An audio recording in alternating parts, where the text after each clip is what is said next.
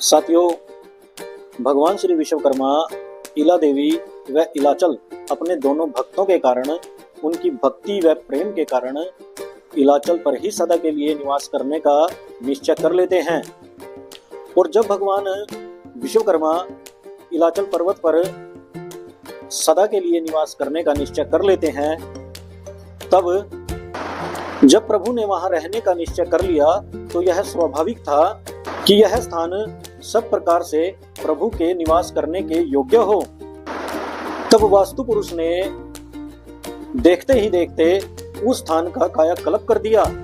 वह स्थान नंदनवन तथा अमरावती के सदृश आकर्षक हो गया, जिसे देखकर अब देवताओं के मन भी वहां रहने के लिए लालायित होने लगे। और जब देवताओं, ऋषि मुनियों, गंधर्वों, किन्नरों, यक्षों, संतों आदि ने भी वहां आकर रहना आरंभ कर दिया, तो भगवान श्री विश्वकर्मा ने वास्तुदेव को जन कल्याण के लिए वहां पर 3 कुंड बनाने का आदेश दिया।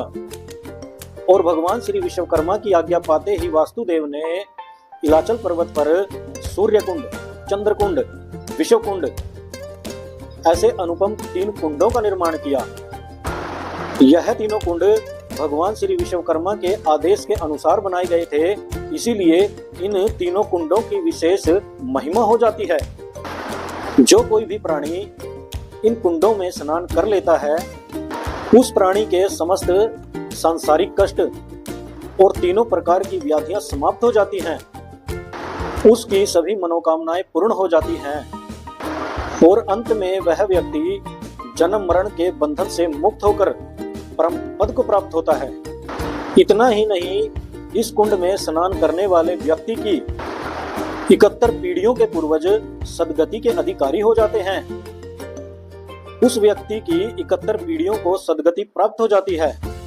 यदि कोई प्रेत यहाँ पर स्नान कर ले तो उसे सदगति प्राप्त हो जाती है, वह प्रेत योनि से मुक्ति पा लेता है। यही कारण है कि इस विश्व कुंड में स्नान करने के कारण ही तुम्हें तुम्हारी प्रेत योनि से मुक्ति मिली थी। ऐसा ब्रह्म ऋषि द्विजदेव उस ब्राह्मण को बता रहे थे, जो ब्राह्मण प्रेत योनि से मुक्ति पाकर ब्राह्मण बना था, जो ब्राह्मण योनि में था। और वही ब्राह्मण अब ब्रह्म ऋषि द्विजदेव का शिष्य बन गया था। ब्रह्म ऋषि द्विजदेव जो थे वह भगवान विश्वकर्मा के ही वंशज थे। जय श्री विश्वकर्मा।